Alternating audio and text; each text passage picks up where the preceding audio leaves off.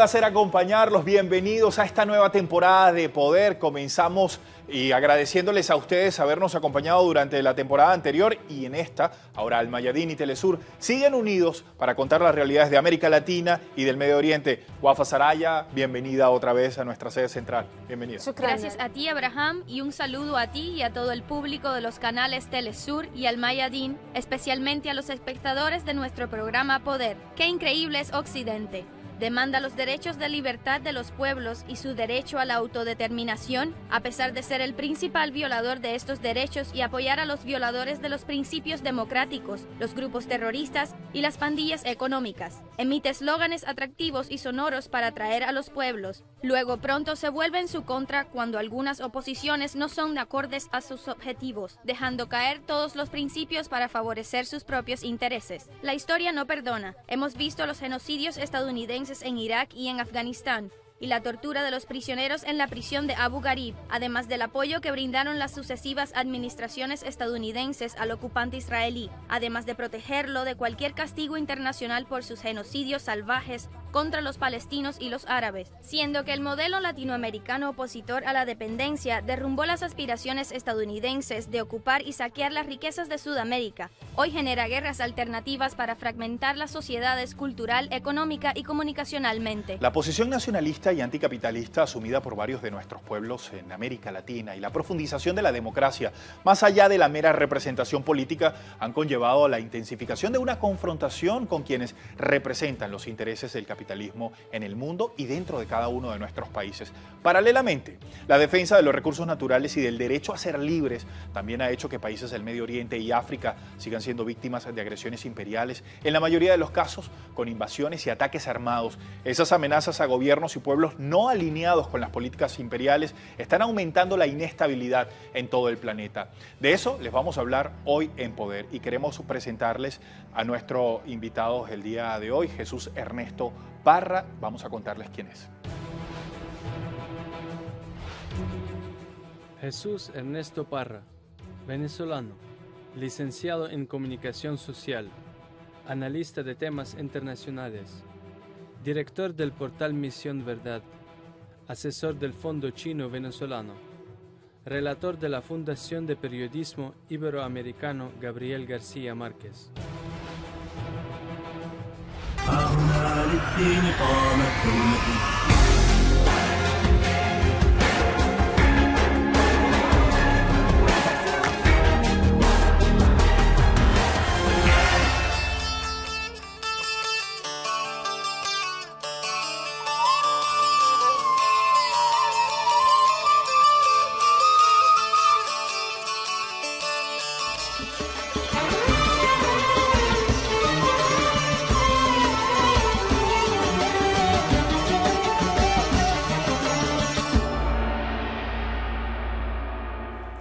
Nuevamente doy la bienvenida al señor Jesús Parra. Veamos el siguiente informe sobre los distintos intentos de Occidente de intervenir en el mundo árabe mediante diversos métodos, ya sea con el fin de controlar los recursos naturales o de lograr la hegemonía económica y apoderarse de las decisiones relevantes a la política y la soberanía, lo que generó una realidad de crisis múltiples. La crisis que enfrenta el mundo árabe en el siguiente informe.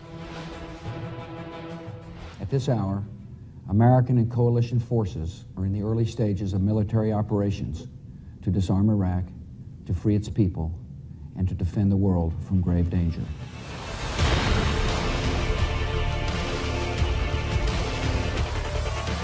Bajo la presión occidental estadounidense, estallan las guerras por delegación en toda la región árabe, que vive cambios en el trayecto de la crisis que enfrenta. Con la excusa de lo que se denomina democratización, Occidente ingresa a la región árabe y la domina, expande sus alas e intenta interponerse en las sociedades. Cuando no logra destruir un país económicamente y culturalmente, intenta destruirlo militarmente, infiltrando células terroristas e intentando golpear a la resistencia. Las guerras no son más tradicionales y se pueden clasificar de la siguiente manera. Crisis de seguridad y terrorismo, comenzando en Irak con la introducción del Estado Islámico que asesinó y destruyó la infraestructura y pasando por Siria, Túnez y Yemen. Crisis políticas. Los regímenes y élites gobernantes y las élites opositoras de todo el espectro político y las intolerancias regionales, étnicas y sectarias. Crisis económicas. Se caracterizan por su agudez, superposición y complejidad e incluye a casi todos los países árabes, aunque en distintos grados. La hegemonía económica de los países fuertes económicamente sobre los países débiles económicamente suele verse en las restricciones en comercio e inversión, la limitación de la libertad de transferencias monetarias y la manipulación de los valores de las monedas, la disminución de las reservas monetarias, el colapso de los precios del petróleo, la agravación de las crisis de desempleo, el aumento de la impotencia de los presupuestos generales, el aumento de los precios de los bienes y servicios y el hundimiento de los países en los préstamos de los lados dadores. Crisis culturales. A través de la hegemonía sobre la región árabe mediante la invasión cultural, los intentos de borrar las civilizaciones, patrimonio, historia e identidad. Este modelo se observa en el intento de destrucción de Palmira y los intentos de destrucción de las ruinas cristianas en Irak, la globalización, la individualidad y las ideas consumistas. Crisis de dependencia y falta de la verdadera independencia. La dependencia política según los intereses de los países extranjeros que siempre buscan cuidar sus intereses ilegítimos en la región, haciendo que el régimen se convierta en nada más que una herramienta que cumple las órdenes de las administraciones extranjeras.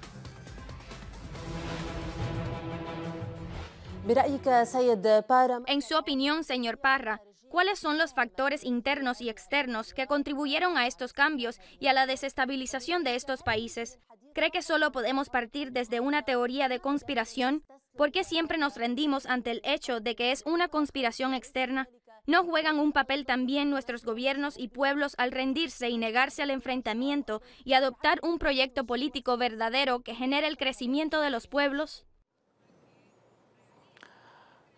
Tienes mucha razón en tu análisis. Hay que comprender sobre todo que el imperio es un elemento dinámico. Recordemos la tesis de Tony Negri, que el imperio está a través de todas las redes financieras globales. No tiene nombre, no tiene forma y no tiene país.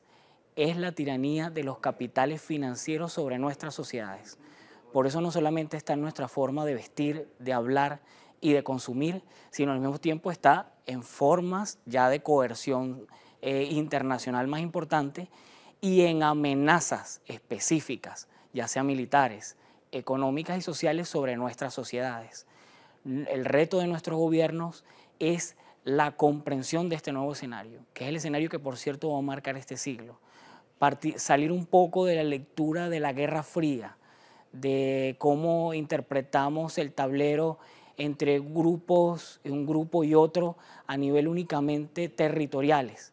Tenemos que entender que el capital no tiene territorio, que el capital no tiene forma, sino que es mucho más dúctil y dinámico, y sobre todo el primer blanco en el cual incide es sobre nuestras mentes, sobre nuestra capacidad de razonar, pensar y discernir qué es lo correcto, ético y sobre todo vinculante con nuestra historia.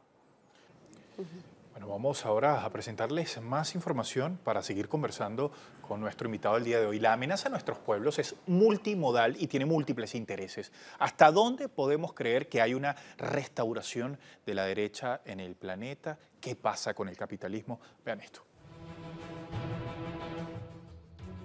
Liberación financiera, liberación comercial, violenta aplicación de medidas económicas dirigidas al libre mercado en todo el mundo. Expertos dicen que se trata de un tercer ciclo u ola de expansión imperialista. Perú, América Latina, países del este europeo, Vietnam. Todo permite hablar de un capitalismo recargado, impulsado en nuevos proyectos. Acuerdo Transpacífico de Cooperación Económica, TPP, por sus siglas en inglés. ¿Qué sabemos de este acuerdo? ¿De qué se trata? ¿Qué hay detrás de esta herramienta multilateral? ¿Representa una amenaza global?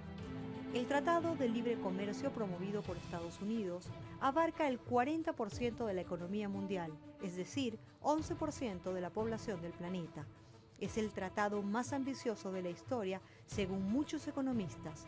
Reglamenta el comercio y las inversiones internacionales, pero también fija normas comunes sobre derecho laboral, medicamentos, medio ambiente telecomunicaciones, entre otros. Y son expertos de la ONU quienes advierten que impactará en derechos humanos fundamentales como el derecho a la salud y a la alimentación.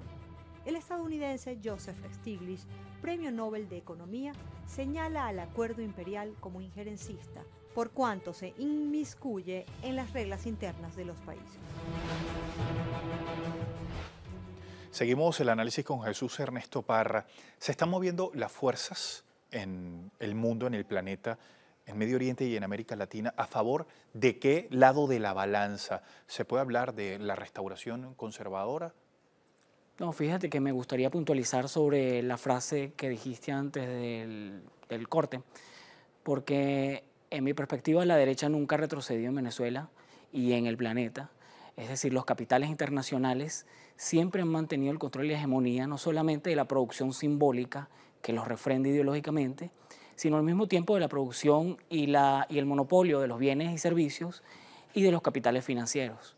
Hoy día lo que asistimos es al reacomodo del tablero global a partir de dos iniciativas. En primer lugar, la dictadura de los capitales financieros contra los estados-nación, el único frente de resistencia ante una arremetida que pretende tirar abajo ciertos ámbitos de derechos sociales, ciudadanos, como al mismo tiempo un reordenamiento geopolítico a nivel ya de la cartografía incluso planetaria.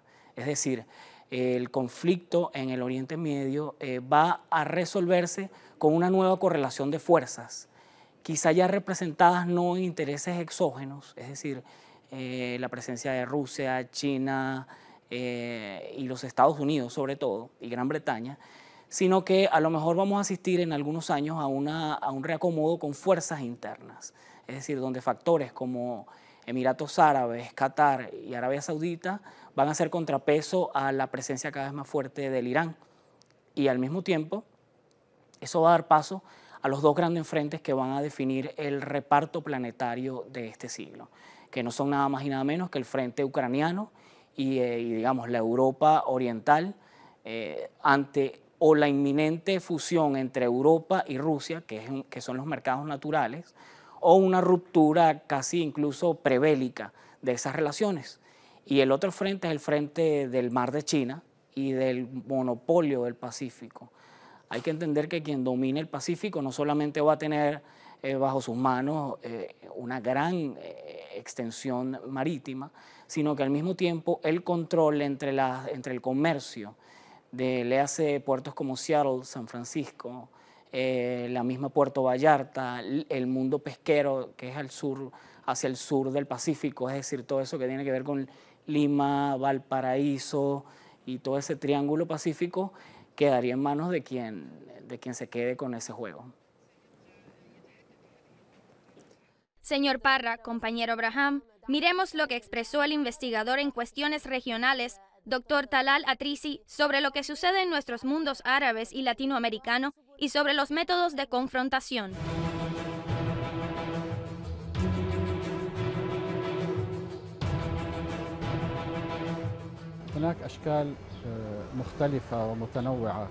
Hay diversas formas de resistir la hegemonía, que tienen que ver con la naturaleza variante de la hegemonía.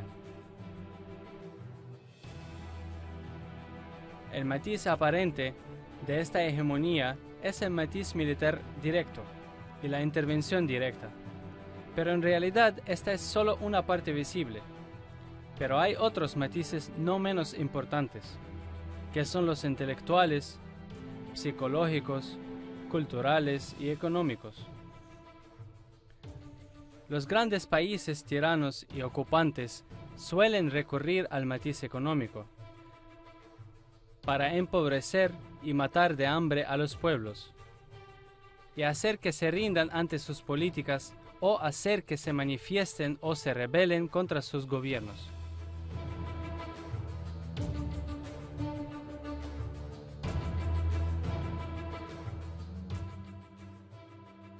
Por ello, en este sentido en particular, la hegemonía debe enfrentarse no solo por un matiz, sino que por varios matices y varios modelos de pensamiento. El enfrentamiento no puede limitarse a un solo modelo de pensamiento. La mayoría de las fuerzas pueden unirse para enfrentar la hegemonía intelectual con el método de enseñanza, la naturaleza de la cultura que se difunde, el tipo de programas de televisión y películas que muestran. La idea de las fuerzas occidental y estadounidense puede ser cuestionada incluso por la sociedad civil, que debe cuestionar las ideas que generan debilidad interior. Es decir, cuando las personas pierden la noción de poder enfrentar. Es muy importante el lado psicológico que nos hace creer que no podemos hacer nada y que lo otro es una fuerza absoluta que no podemos enfrentar. En lo referente a la economía también, en lugar de vivir una vida simple y humilde, las personas sueñan con el modelo occidental o estadounidense. Son modelos distintos en los que nos debemos basar para enfrentar la hegemonía y el bloqueo hacia los pueblos. El matiz militar puede darse en cierta etapa, pero es una etapa nada más que circunstancial.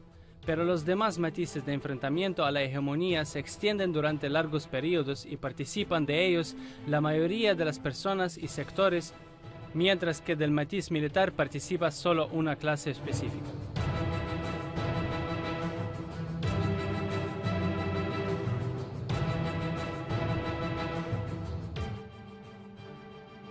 Hemos dicho que la hegemonía tiene diversas dimensiones. Y la prueba es lo que ha sucedido y sucede en muchos países árabes y lo que ha sucedido y sucede en muchos países latinoamericanos, donde enfrentamos las políticas de la hegemonía occidental en general y la hegemonía estadounidense en particular, ya sea el bloqueo económico, la hambruna o la hegemonía de las grandes instituciones económicas mediante préstamos y deudas del Banco Mundial, la OMC o el FMI. Todos estos métodos fueron utilizados en los países árabes y hoy son utilizados en Latinoamérica, con el fin de impedir el surgimiento de movimientos de protesta contra las políticas de Occidente y de Estados Unidos. La operación de la invasión estadounidense de Irak comenzó en 2003 y desde entonces el terrorismo comenzó a hacer estragos en una de las civilizaciones más antiguas del mundo y extendió sus raíces en la región árabe para fragmentarla para beneficio de sus aliados en Occidente. Estados Unidos logró el apoyo de 49 países para su campaña de invasión a Irak, y el 98% de las fuerzas militares son inglesas y estadounidenses.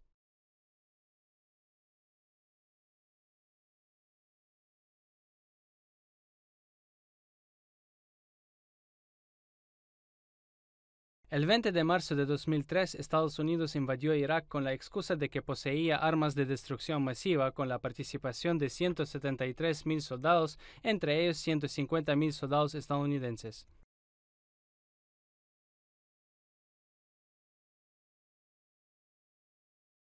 El 9 de abril de 2003, después de la caída de Bagdad, el presidente estadounidense George Bush envió un equipo de inspección dirigido por David Kay. El 3 de octubre de 2003, David Kay entregó un informe con lo siguiente: hasta ahora no se ha encontrado ningún arma de destrucción masiva iraquí.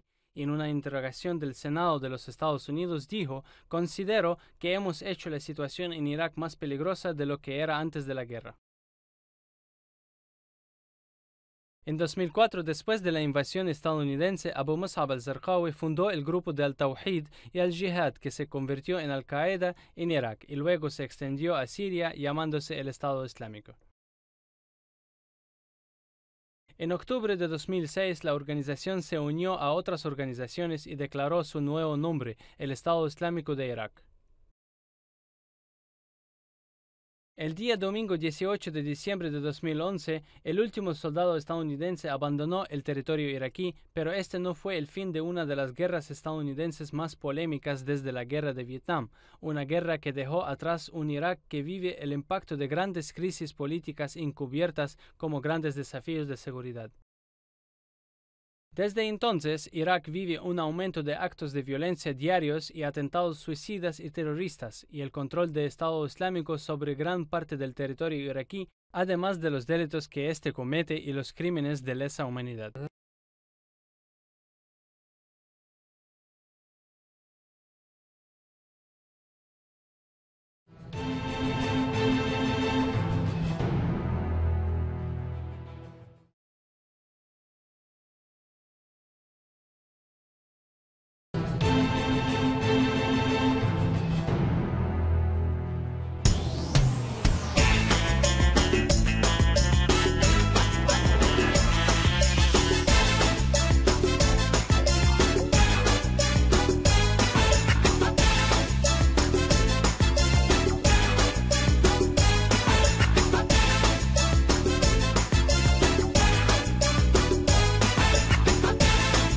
Profe, Wafa es presentadora de Al Mayadin, el canal árabe.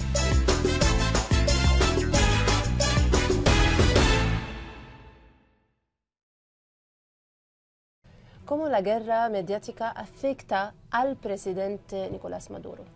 Mira, yo diría que la guerra mediática, por supuesto, afecta la imagen del presidente Maduro, pero en general afecta a todos los venezolanos y las venezolanas, independientemente de la tolda política donde te ubiques. ¿Por qué digo esto?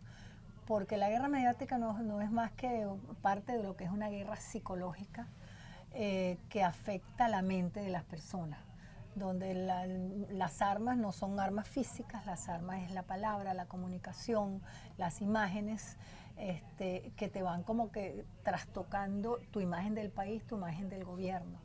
La guerra psicológica de alguna manera divide más al país en los dos bandos irreconciliables. La guerra psicológica además de alguna manera impide o bloquea las posibilidades de diálogo que se están trabajando en este momento en el país. La imagen del presidente Maduro, bueno, queda deteriorada, pero para aquellos países interesados en una debacle en Venezuela, para aquellos países interesados en que caiga el gobierno de Maduro, yo no voy a decir yo no voy a hablar en que están apostando un referéndum revocatorio. La apuesta de la guerra mediática es que caiga el gobierno del presidente Maduro. Un poco lo que está sucediendo con Dilma Rousseff, la apuesta es a eso. El referéndum revocatorio es una condición que están colocando algunos sectores de oposición, pero yo creo que la presión que se está ejerciendo sobre el país, el cerco mediático que se está ejerciendo sobre el país, es un poco para cerrar las posibilidades de resolver las circunstancias que estamos viviendo de una manera democrática. Me gustaría acotar algo también. Creo que el cerco mediático ha sido exitoso.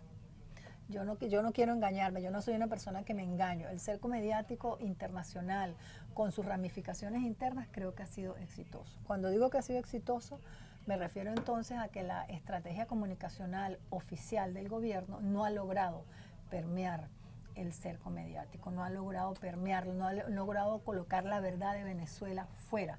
La verdad de Venezuela, ¿quiénes la defienden? Algunos países de la región. La defiende UNASUR, la defiende ALBA, todas estas instancias regionales que fueron impulsadas por el presidente Chávez, la defiende Evo Morales, Correa, etcétera, etcétera. Pero el cerco mediático creo que se ha posicionado internacionalmente con importantes bases político-mediáticos en Miami y en España. El éxito de ellos, profe, el éxito de ese cerco mediático, ¿en dónde radica? ¿Plata, en inversión, en equipo? No, yo creo que radica en inversiones, en importantes inversiones, y que es una estrategia internacional, es una estrategia concertada internacional que tiene muy bien estudiado los pasos a dar y cómo ir permeando la credibilidad y la legitimidad de la población, y cuando hablo de legitimidad, la legitimidad del gobierno del presidente Maduro. Esto está verdaderamente, es estudiado, es una estrategia que tiene sus bases en Madrid. Lo que viene de Madrid para acá está súper estudiado, lo que llega de Miami para acá está súper estudiado. Ahora tenemos un foco, por ejemplo, en Argentina, el presidente Macri, aunque reculó un poco con la Carta Democrática, pero tenemos focos en la región también. De manera entonces que nada aquí es fortuito, nada es fortuito. Yo diría que quizás mucho más impulsiva y emotivo es la estrategia comunicacional del país interna, del gobierno. Es emotiva, es impulsiva, es reactiva. Aquí no se ha logrado posicionar una estrategia comunicacional que coloque la verdad de Venezuela como un elemento estratégico. Siempre estamos como reactivos porque lo otro es verdaderamente una intención, una estrategia mundial de las potencias, de los imperios. Es muy difícil que Venezuela en este momento coloque su verdad. Sin embargo, uno de vez en cuando oye en el Parlamento Europeo, un parlamentario en este momento acaba de plantear su versión, que no es la negativa que maneja el Parlamento. Empresario vasco que vino y presentó fotos de cómo estaban verdaderamente los automercados, como dice uno aquí en Venezuela, en el este de la ciudad, bien surtidos con productos caros, cómo la gente accede y compra los productos. Pero esos son como personas que logran colearse, individualidades que logran colearse en el cerco mediático. Nosotros en la región, y hablo ahora por la región, no hemos logrado destruir o permear ese cerco mediático. Hay una cosa que a mí me preocupa de manera muy personal y es a un periodista, un hombre o una mujer que ha vivido en este país y que de manera individual toma una decisión de ocultar parte de la verdad o simplemente olvidarse de que ese país existe y presentar un país completamente negativo. Mira, yo por ahí escribí en estos días que la realidad es una realidad comunicativa. La realidad es comunicacional, la construye la comunicación. En Venezuela es casi imposible que existan voces como ponderadas, equilibradas, que miren el país desde el medio, desde el centro. Eso casi no existe en el país porque te impulsan a que tú te radicalices y mires al país desde dos sectores, de dos miradas muy polarizadas, muy radicalizadas. El periodismo en Venezuela debería revisarse, no sé en qué momento, porque el periodismo en Venezuela ha tomado partido político. El periodismo en Venezuela ha arrodillado la verdad o la objetividad, entre comillas, la ha arrodillado a versiones políticas. Cuando digo, lo digo en plural. No es que creo que hay un bando mejor que el otro. De manera entonces que aquí necesitamos que las escuelas de comunicación social, los analistas, los investigadores, los profesores de ética en las escuelas de comunicación social, de alguna manera revisemos el ejercicio periodístico que se está haciendo aquí en Venezuela. El ejercicio periodístico está arrodillado ante la política, se presta al juego político. De manera entonces que estamos hablando de ética individual del periodista, como tú preguntaste, pero estamos también hablando de ética en los medios de comunicación social. Perfecto. Okay. Allí veíamos una conversación que tuvimos con Mary Klein Stelling, ella es socióloga y analista de medios. Precisamente de eso vamos a seguir hablando. El terrorismo mediático que se libra contra gobiernos progresistas en América Latina tiene como fin la restauración de la derecha y la posterior colocación de los cuantiosos recursos que existen en la región al servicio del poder económico y mundial. Esta es la tesis de muchos analistas. Vean esto. Venezuela está a la expectativa de las medidas para... Muchos catalogan como una juiciosa y detallada estrategia de desinformación la forma como los más importantes canales de televisión colombianos detallan cada día la realidad de Venezuela. Los vecinos del barrio del Callejón en Cúcuta no entienden por qué si Nicolás Maduro vivió allí, no quiere a los colombianos. Desde hoy estaremos con ustedes mostrándoles la realidad de Venezuela. Realidad que, de acuerdo con este analista, deja ver la unión entre muchos medios de comunicación y los conglomerados económicos y financieros. Esa avalancha informativa proviene de muy pocas fuentes y esas pocas fuentes tienen su sede en países centrales, muchas están financiadas también por empresas multinacionales y de alguna manera comparten intereses con las élites locales en el sentido de temer que se presenten proyectos o procesos de cambio como el que ha venido sucediendo en Venezuela. Por su parte, periodistas independientes consideran que el ataque mediático en contra de Venezuela demuestra cómo los poderes políticos, económicos, mediáticos y comunicacionales de la región comparten intereses y siguen los lineamientos de Washington. Campaña desde Estados Unidos que busca acabar con los procesos democráticos, antiimperialistas y antineoliberales de América Latina. Minutos al aire y cuartillas enteras de noticias sesgadas, negativas y descontextualizadas que son utilizadas como plataforma para lanzar ataques en contra del gobierno de Nicolás Maduro y ocultar así la realidad que vive Colombia. Por su parte, para sectores sociales, la arremetida mediática en contra de Venezuela no solo vende mentiras, También, desde su sed guerrerista, alienta odios, divisiones y polarización. Con una lógica netamente descontextualizada, con una lógica supremamente editorializada y con un lenguaje que segrega, que genera odio y que genera reticencia entre naciones. Diversos sectores coinciden en afirmar que para enfrentar la hegemonía mediática de la derecha continental es necesario fortalecer los medios alternativos de comunicación y construir agendas informativas que reflejen la realidad de los pueblos como una de las herramientas para frenar a aquellos que hoy, por no alcanzar el poder a través de las elecciones, recurren a la guerra sucia en contra del proceso revolucionario de Venezuela. Ken Silverstein se ha desempeñado como periodista y escritor en medios como Los Angeles Times, prensa asociada en Brasil, The Nation, y actualmente contribuye como editor del canal de documentales Vice. Basado en su experiencia, Ken afirma que la prensa estadounidense no ha sido imparcial al exponer la realidad venezolana. People here have no perspective on what's going on in Venezuela or most other parts of the world because the media in the United States primarily follows the lead of the White House. Whether it's a Republican in office or a Democrat in office, it doesn't matter. And in the case of Venezuela, there's hostility from both parties to Venezuela since Chavez took power and after he was succeeded by Maduro. Venezuela is the #3 source of U.S. imported oil. The people of Venezuela, and we stand with the international community. En las últimas semanas, los medios locales se han dedicado a presentar a Venezuela como un país gobernado por un presidente, Nicolás Maduro, a quien califican como un dictador. Una retórica que viene reforzada por algunos congresistas y funcionarios de gobierno. And when a president argues that a country is a dictatorship, then the press is very reluctant to challenge that narrative, even in the face of overwhelming evidence to the contrary. I mean, last December, Venezuela held congressional elections. I personally have never seen a dictator who lost 2/3 in Congress and accepted the results. El Washington Post ha dedicado varios de sus editoriales a Venezuela, como este titular que cita: Venezuela está desesperada y necesita intervención política. Y el New York Times publica la misma retórica como este editorial de mayo 7, en el cual titulan: Alineando un cambio para Venezuela. Ambos periódicos son los de mayor circulación en el país.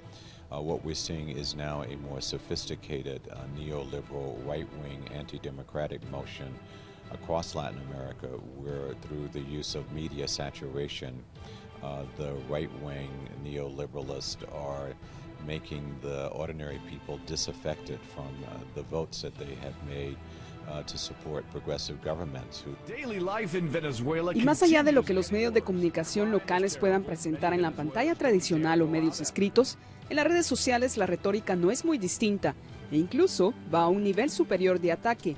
Por ejemplo, el secretario general de la Organización de Estados Americanos, Luis Almagro, quien debería tener un rol imparcial, muestra lo contrario en su cuenta de Twitter, donde predomina el tema Venezuela. Should be particularly concerned about those of us who say we stand for democracy and peace and justice, to put a lot of pressure on our U.S. State Department and representatives to support the democracy that people have voted for and not support these minority elites, these media moguls who are fertilizing discontent.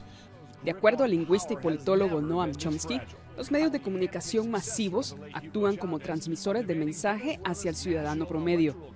Pero cuando no se puede controlar a la gente por la fuerza, controlan lo que la gente piensa.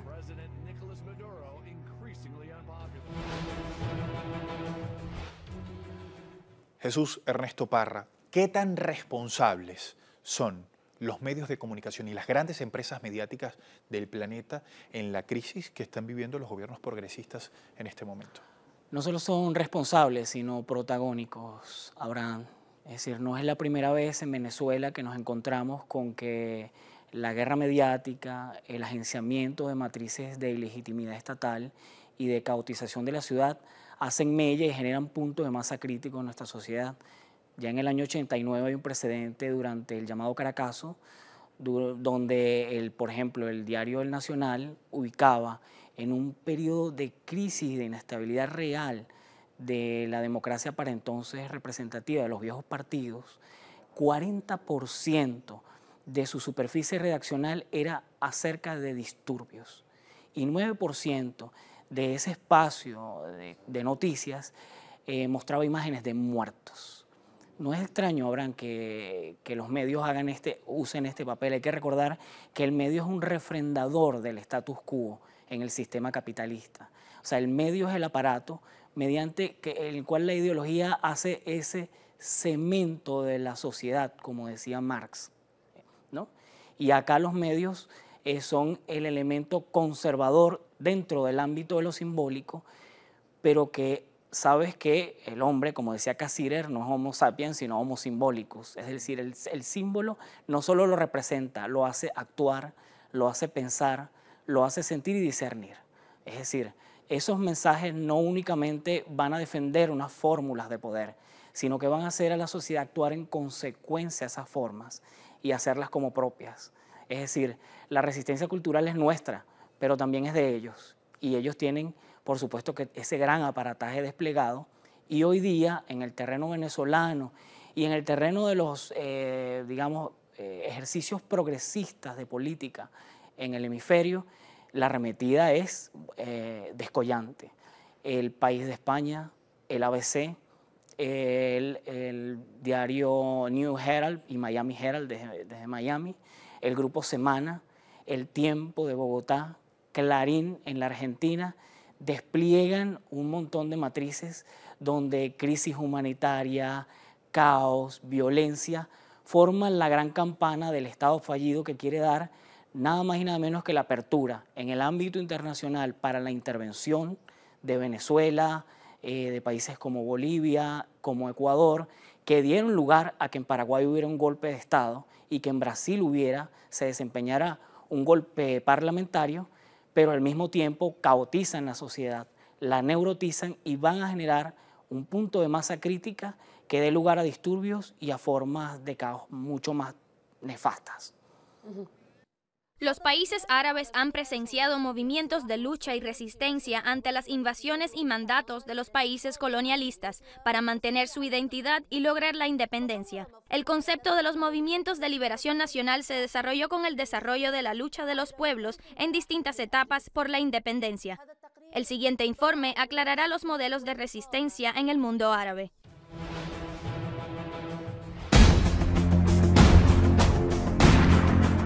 En las épocas moderna y contemporánea, los países árabes han presenciado movimientos de resistencia armados bajo circunstancias de exacerbación de las contradicciones políticas, económicas, sociales y culturales entre las fuerzas colonialistas y los pueblos árabes. El cambio de las circunstancias mundiales tras la Segunda Guerra Mundial, el aumento de la conciencia nacional, la inefectividad de los métodos pacifistas de lucha política, un camino pleno entre la dualidad del colonialismo y la ocupación y el enfrentamiento de la resistencia. Se consolidaron los movimientos nacionales que alcanzaron el auge de su lucha contra la ocupación, la solidaridad con los movimientos de la liberación nacional desde Latinoamérica hasta el mundo árabe, llegando hasta Asia del Este. Países árabes que resistieron, lucharon y proclamaron su independencia. Argelia resistió la ocupación francesa y entregó a 1,5 millones de mártires. También Egipto echó a la ocupación británica y Libia a la ocupación italiana, además de Yemen, Irak y Siria, entre otros países árabes.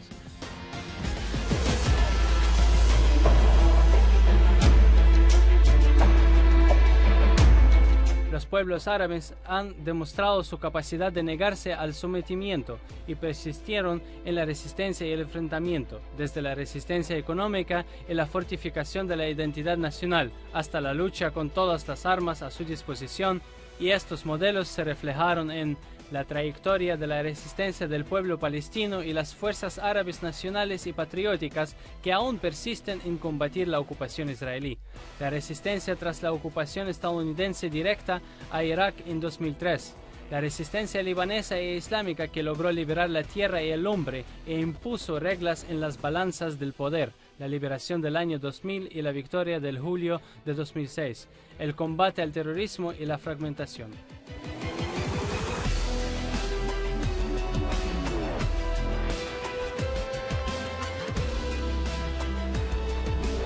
Los modelos de enfrentamiento y resistencia económica y cultural pueden verse reflejadas en La difusión de la cultura de la resistencia mediante la literatura y todas las formas del arte.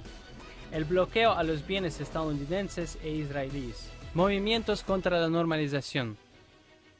Protestas, manifestaciones y huelgas públicas.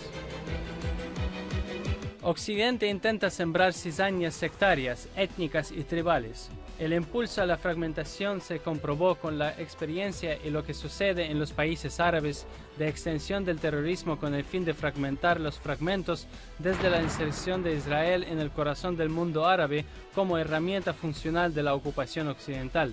Pero el enfrentamiento continúa y también continúa la resistencia pedagógica y cultural a todos los proyectos occidentales.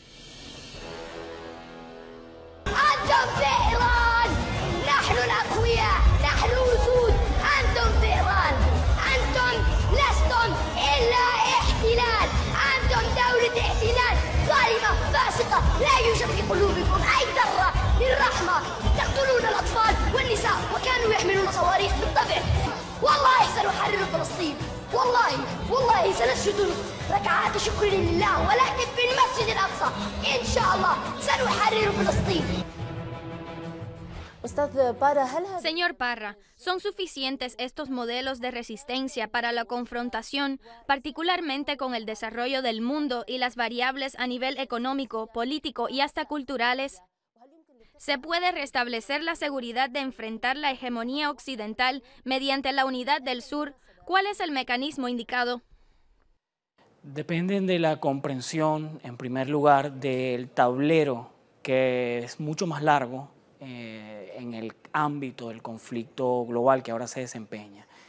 En ese sentido es muy importante que los estados y los pueblos entiendan y emprendan acciones a nivel de materia de seguridad, de estado, de política comunicacional, bajo la comprensión de que la amenaza global parte del agenciamiento de matrices, bien sea como el estado fallido, como ilegitimidad gubernamental, como caotización de la sociedad, que van a incidir en unos factores y elementos locales, sobre todo en términos de legitimidad de los estados y al mismo tiempo de la acción y la imbricación social de los pueblos con estos estados a los que me refiero, para esos marcos de resistencia. Es decir, en la medida en que no sepamos que el accionar financiero, que el accionar económico, que el accionar comunicacional y político es global y actúa de forma coordinada,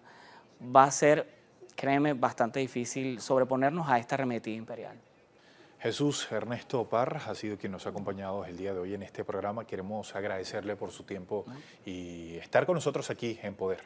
Bien, siempre a su disposición. Mucho gusto. Gracias, Jesús Ernesto. Hasta pronto. Estimados televidentes de Telesur y de Al-Mayadin, hemos llegado a la conclusión de este episodio de Poder.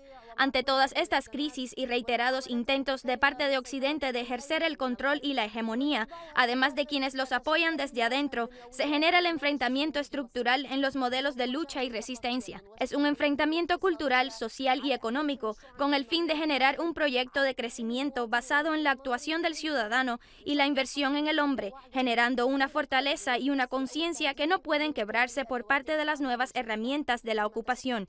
Mientras tanto, otro tipo de resistencia se abre el camino para completar el enfrentamiento a las guerras delegadas y todo tipo de terrorismo y extremismo. Esos posibles cambios en las balanzas de poder van a afectar de manera directa los logros en materia de salud, en materia social, en materia incluso de medio ambiente, de los recursos naturales.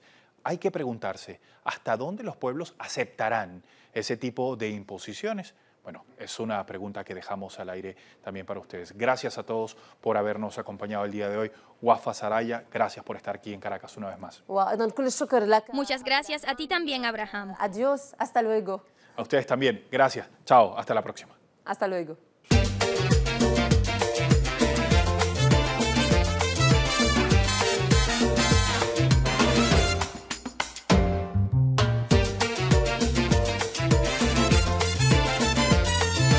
Salud, salud.